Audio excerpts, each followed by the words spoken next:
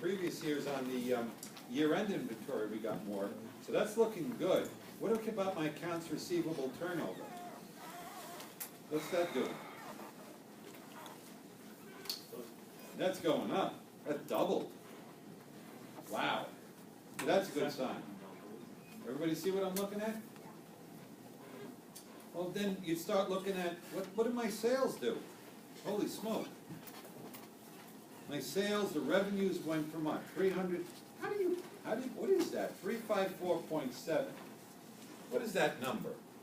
354.7. How do you read that number? 354 million. Million or billion? Billion. Yeah. If it's in millions, you gotta add 6 zeros.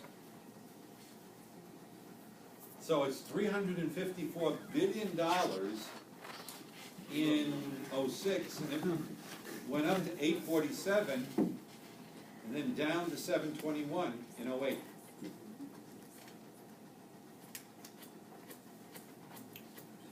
People looking at their cell phones, couldn't give a shit about this, huh? You will in about a week. Same with the other class yesterday, everybody was just looking at me. Unless an angel shows up next Tuesday.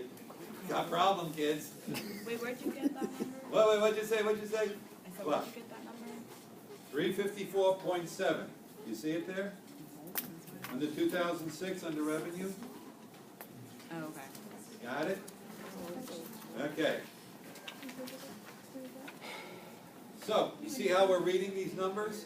See what they tell you? All right, let's go back to 604. Number 6, debt ratio. Let's do that over here.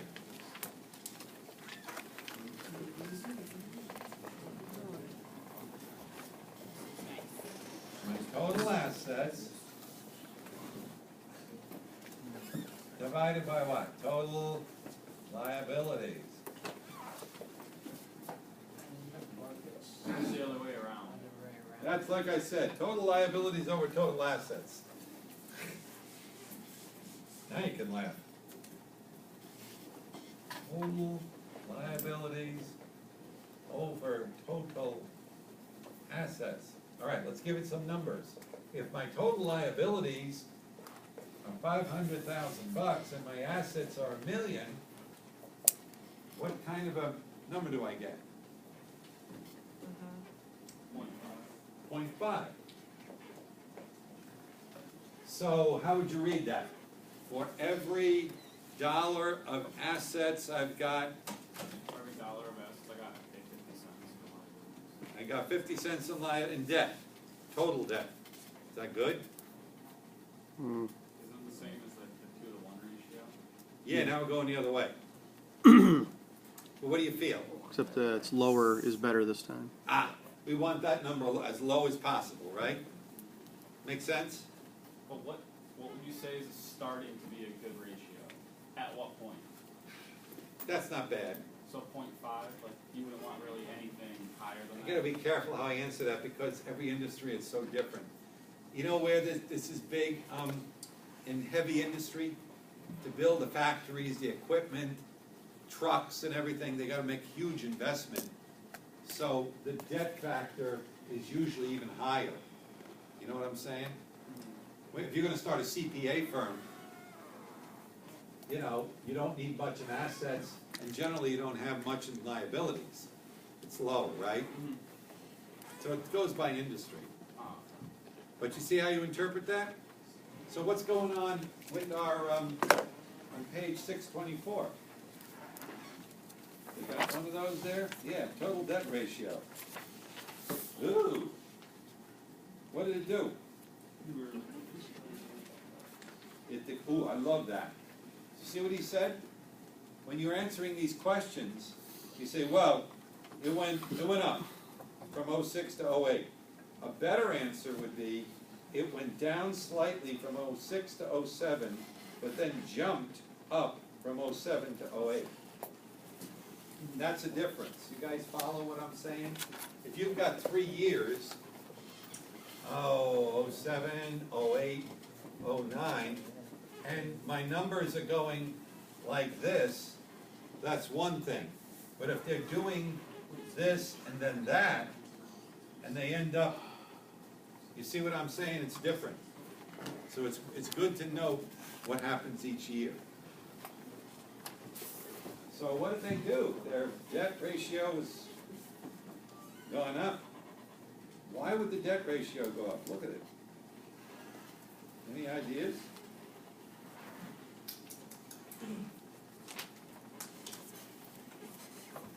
What'd the assets do? They went up too, right?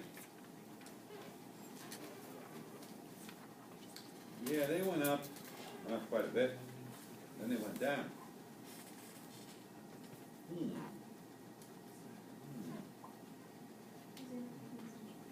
See anything weird there? Where did the biggest liability, where was the increase in liabilities? You see where it was? Any particular number jump out at you? Accounts payable, look at that. They went from 71 billion up to 137 billion. Wow.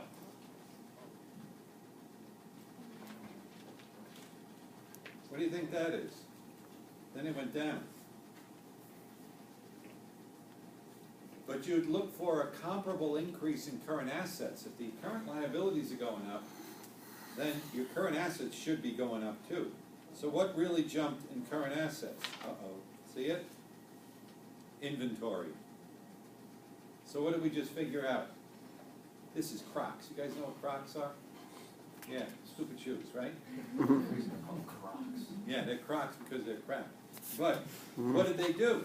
They bought more inventory. When you buy inventory, what goes up? Your inventory goes up and your accounts payable.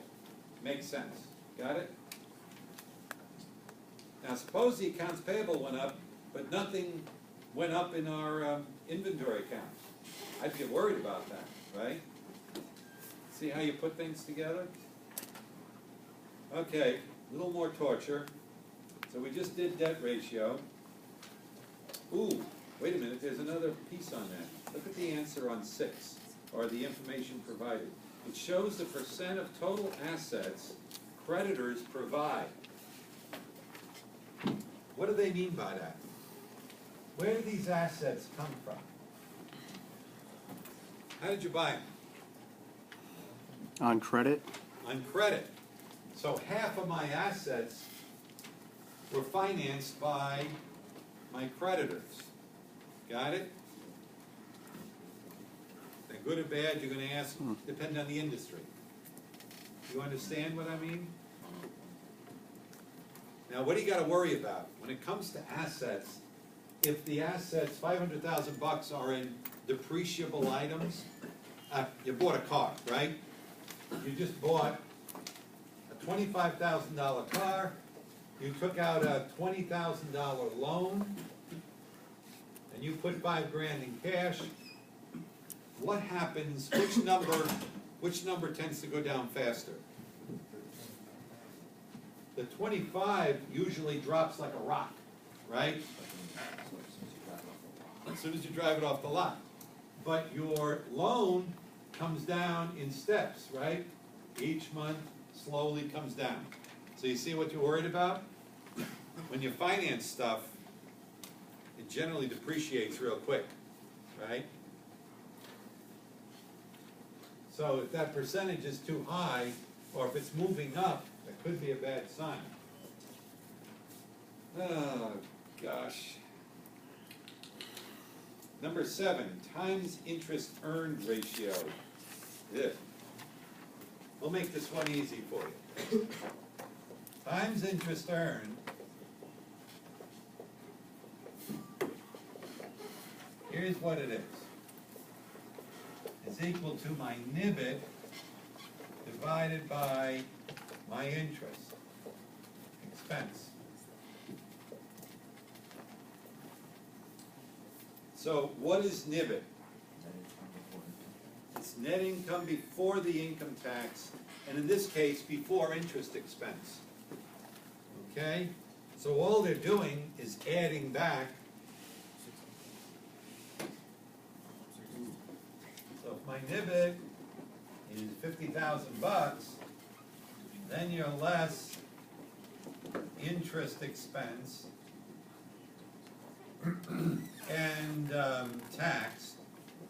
So my interest is 10 grand, my tax is 10 grand, my net will be 30. So if you take my net income plus the tax plus the interest, you're back to the NIBIT. That's what they're doing in that calculation. Measures the coverage of interest expense by current operating income. So how many times can we cover the interest expense? What's interest expense?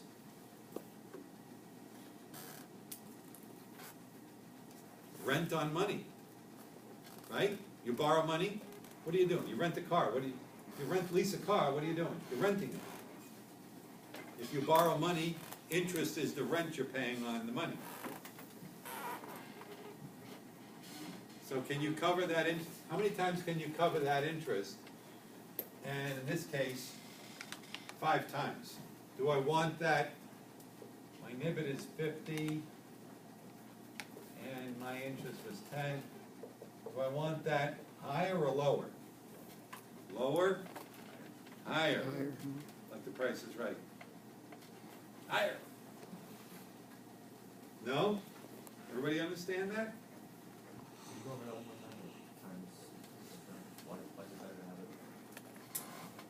I'm trying to see how many times I can cover my interest expense. When you borrow too much money, what happens every month? The interest kills you, right? What do you get for interest? Nothing. Just the money that you borrow. It's not like paying a house bill of some sort. So, what you want on that NIBIT, you want this to be higher and this lower. So you want that number higher.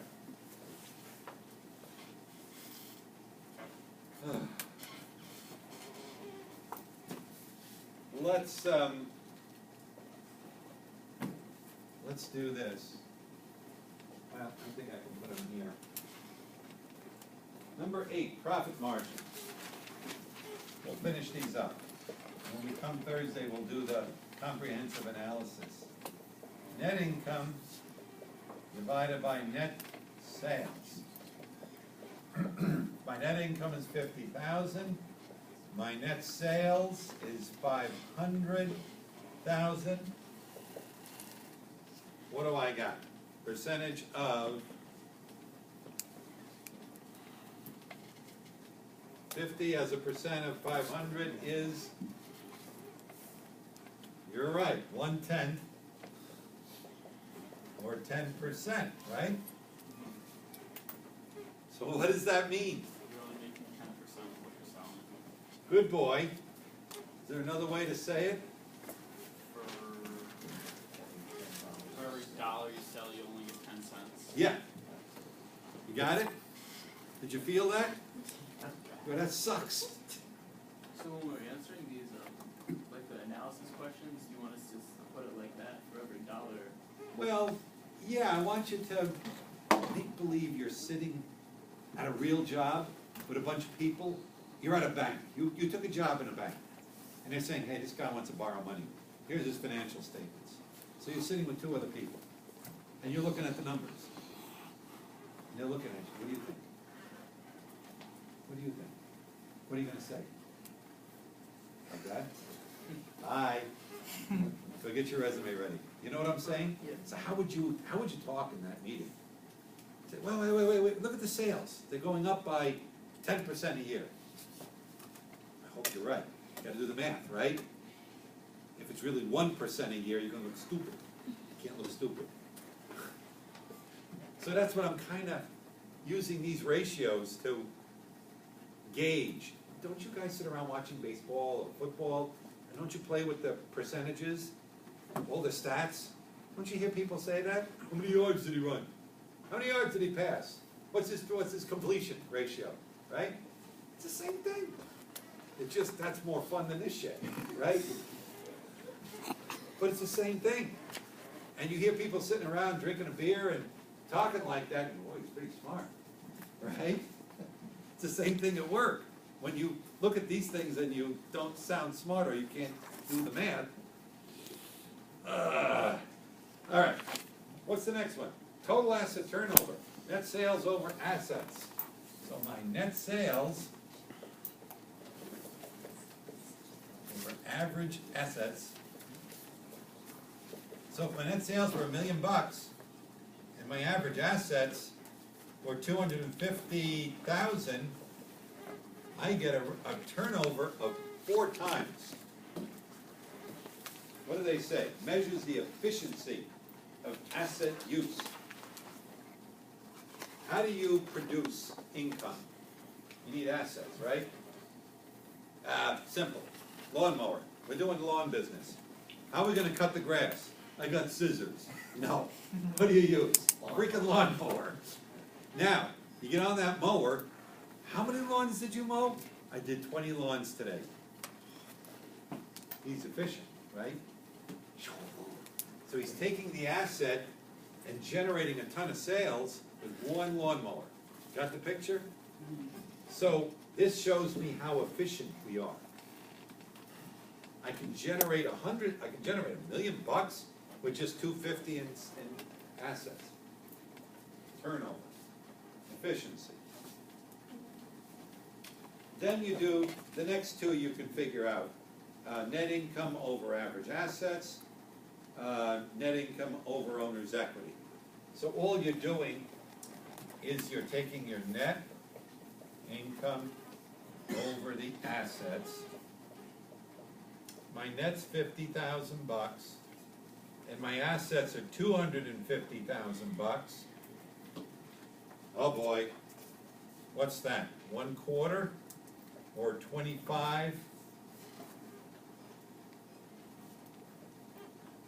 For every dollar of assets, I generate net income of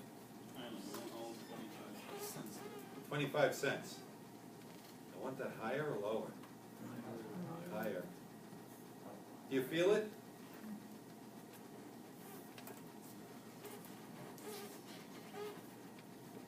And the same thing with the owner's equity, comes out the same way. So there. Accounting 2001, big deal. This is what we do. This is what you're gonna do out there. What? There's only 47 questions on our final exam. Somebody take him out and shoot him. I'm just making sure. 47 questions, yes. Yeah. I'm afraid he's gonna explode when comes in. The head's gonna burst when he sees these things. Questions? We'll work with these on Thursdays. We'll do one of the practice comprehensive analysis.